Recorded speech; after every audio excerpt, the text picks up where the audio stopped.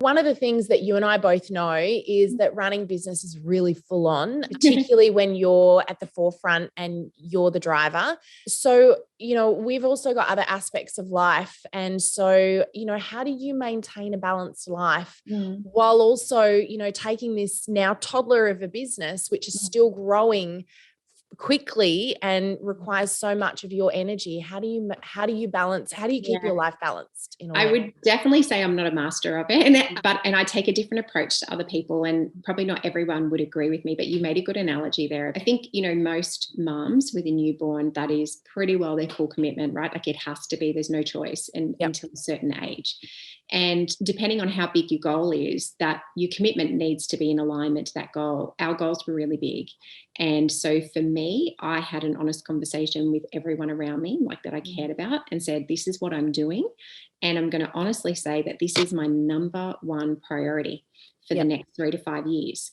And that means I could be away for some birthdays. That means I could be, because I knew the nature of the business, that means that I might not, be as available to be going out and doing fun things. Like I am a bit of a workaholic, I admit that, but I do it by choice. I never resent it. So I chose the path. And because I chose it, I've never woken up and resented the work I'm doing that day. Yeah.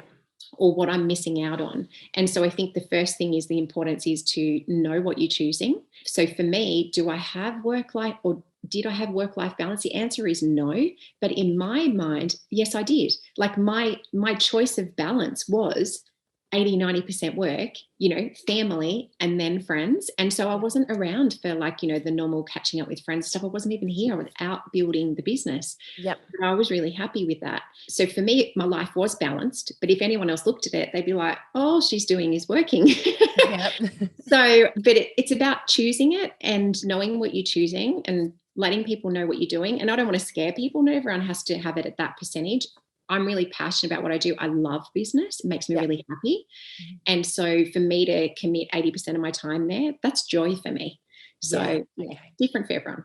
So I really like that it's a very conscious decision for you. And I think there's this underlying feeling that it's not okay to be a workaholic. It's definitely been part of my journey, is that those around me don't understand that that's my happy place. Yeah. How do you then go about preventing, and I'm going to assume I know the answer here, I think, but I'd like to hear it from you. Yeah. How do you prevent burnout? Because that can be. Yeah, that's a good question. Obviously I'm very passionate about wellness. So I'm always feeding my body at a nutritional level what it needs to perform. For me personally, I need 7 to 8 hours sleep, or 6 to 8. Anything under 6, I don't function very well the next day. I know that.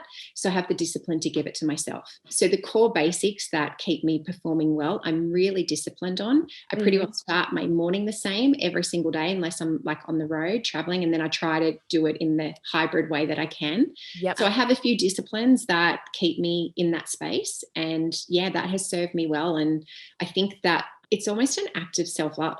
If you are choosing to give your body what it needs, you're saying, I honor myself, I honor my goals, I honor that, we've got limited amount of days here from the day we're born. Why wouldn't we want to turn up every day with being able to produce the maximum amount of energy we can, get the most satisfaction out of what we're doing we can? And if we're not giving ourselves the basic building blocks, we're depriving ourselves of that, which is just silly.